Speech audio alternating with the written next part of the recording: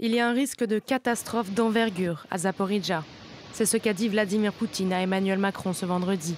Les deux chefs d'État se seraient mis d'accord sur le besoin d'envoyer des experts de l'Agence internationale de l'énergie atomique pour faire le bilan, dans un contexte où les bombardements s'intensifient et Moscou et Kiev s'accusent mutuellement de bombarder la zone autour de la centrale nucléaire de Zaporijjia. La communauté internationale appelle à la démilitarisation de cette zone, un message appuyé par le président Volodymyr Zelensky.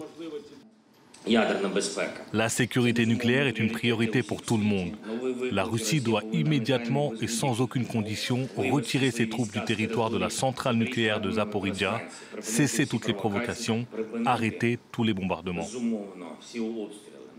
Un expert nucléaire explique sur le plateau de France 24 l'importance de protéger la centrale, mais aussi les mécanismes qui l'entourent.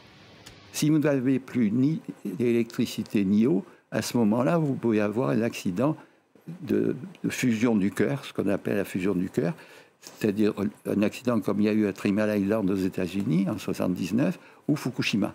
Les forces russes contrôlent la centrale depuis le mois de mars et la communauté internationale s'inquiète.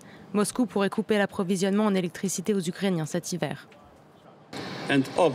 Bien évidemment, l'électricité de Zaporijjia est une électricité ukrainienne et c'est nécessaire, surtout pendant l'hiver, pour le peuple ukrainien. Ce principe doit être pleinement respecté. La centrale de Zaporijjia est l'une des plus grandes en Europe et un incident pourrait aggraver la situation humanitaire en Ukraine et affecter l'Europe tout entière. Et en ce qui concerne l'offensive